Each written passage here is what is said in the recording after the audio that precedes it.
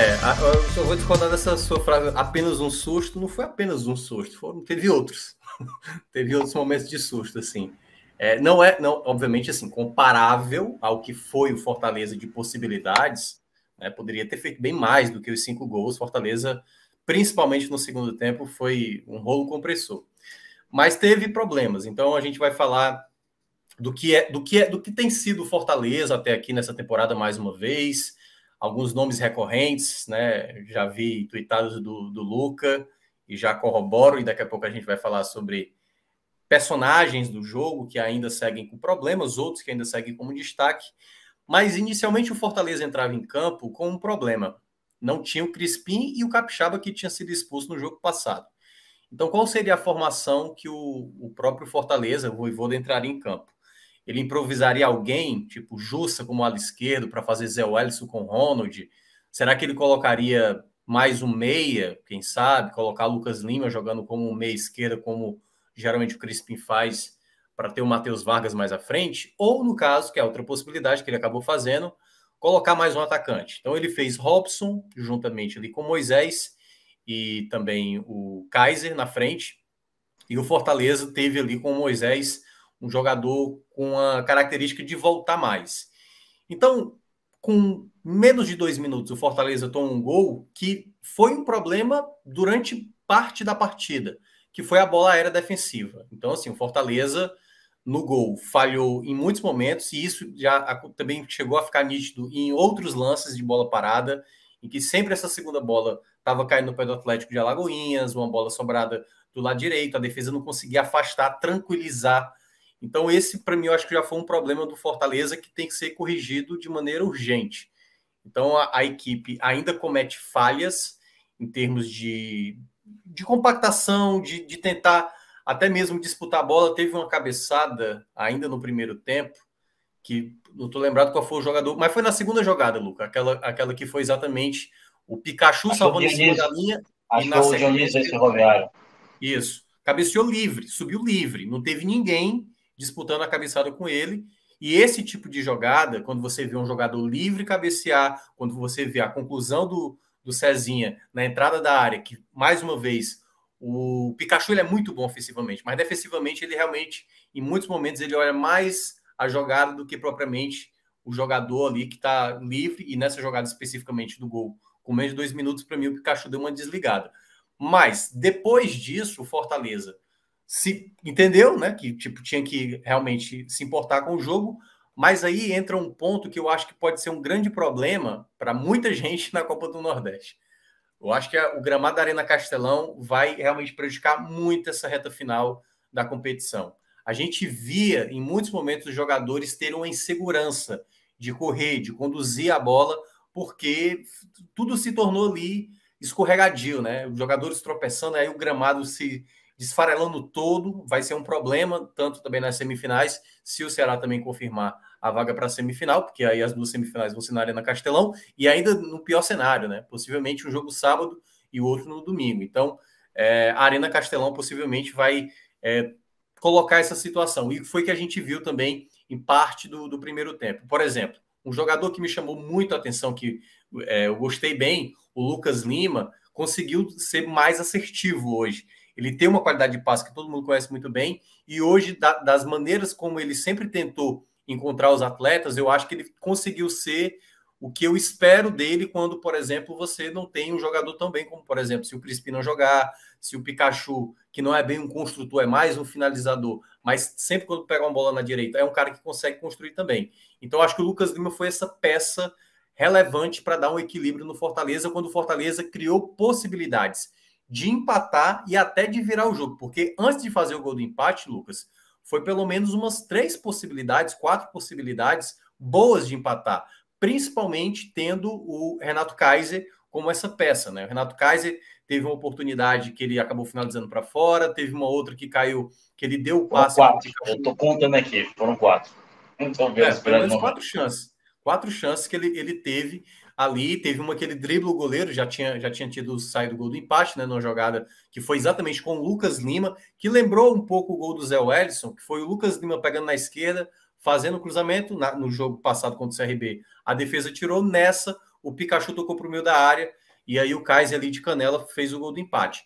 E depois daquele gol, o Fortaleza teve chances claríssimas para fazer. Uma delas, como o Luca estava mencionando, do Kaiser, teve uma outra até com o próprio, que aí daqui a pouco eu vou falar de um outro lance, mas teve uma com o Robson, que ele recebeu uma bola limpa ali do Pikachu, e aí demorou demais para finalizar, acabou finalizando para fora. Então, Fortaleza teve possibilidades de ter a virada já no primeiro tempo. Não fez. E o jogo no primeiro tempo, a sensação que dava, eu acho que o torcedor do Fortaleza mais ainda sentiu isso, estamos com o jogo para virar, e se a gente cometer uma falha, pode acabar tomando gol de empate. Teve outras possibilidades, acho que ainda estava no 1-0, né? Aquela possibilidade que eu citei, que foi o Pikachu salvando em cima da linha.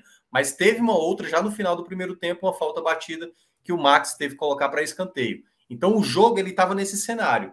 Era um jogo que o Fortaleza era melhor, Fortaleza estava fazendo um jogo que poderia estar vencendo com mais tranquilidade, mas era um jogo do chamado castigo. Você vai perdendo oportunidades ali enfileiradas e, ao mesmo tempo, poucas chegadas da equipe adversária, vai lá e você pode tomar um gol que poderia comprometer. Na volta do intervalo, o Vojvoda saca o Ronald para colocar o Hércules.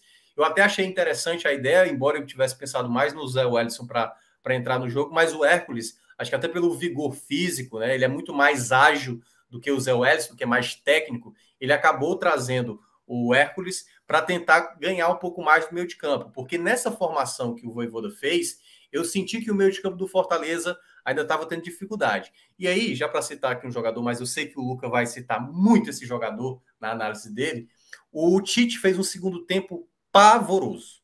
Pavoroso. Pode parecer ilógico você dizer que um time que goleia no segundo tempo e sobra no segundo tempo tem um jogador tão mal como eu vi, por exemplo, o que o Tite fez no segundo tempo. Muito mal. Na primeira jogada, acho que com 4, 5 minutos, o Tite vai tentar dar o bote lá em cima, abre totalmente a defesa, deixa a defesa totalmente exposta. Aí o Benevenuto foi tentar cobrir o cara que estava do lado direito. Com isso, o Jussa foi tentar dar o bote mais em cima. Sobrou para um jogador muito parecido com o que o Fortaleza já tinha sofrido no duelo contra o Ferroviário. Ali o atacante pegando, tendo campo para atacar. E aí, para mim, o grande nome do segundo tempo, o Tinga aparece para evitar ali um segundo gol que poderia, de novo, transformar o jogo numa outra situação.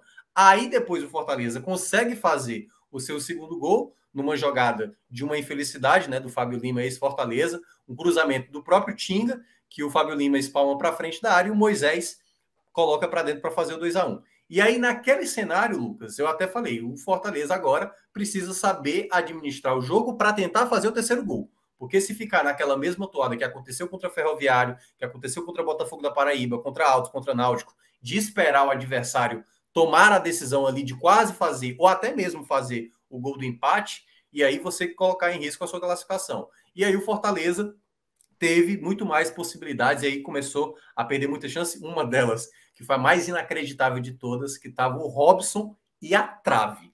E a trave, era a trave aberta, e o Robson me perde uma chance. Cara, naquele exato momento, eu entendo porque o Vojvoda não pode perder o grupo, mas era pra, tipo assim, cara, senta aqui, não volta até tu entender o que tu perdeu. Ele até riu da jogada e tudo mais, mas foi inacreditável o gol perdido, foi inacreditável.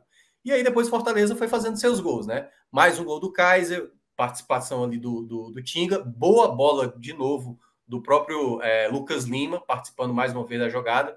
E aí o Tinga colocou para a área para o Kaiser fazer o segundo gol dele, né? Ele que marcou o primeiro gol dele hoje e já fez logo o segundo. Aí depois foram entrando o Silvio Romero quase na primeira bola, quase fez o quarto, mas depois logo na sequência fez um gol que não é todo atacante que faz, só para deixar claro. Silvio Romero é um atacante realmente com muita qualidade, apesar de não estar sendo titular nos últimos jogos, mas só o fundamento para ele tentar empurrar a bola para dentro, para mim, ele mostra que tem bem mais qualidade do que o Robson, por exemplo.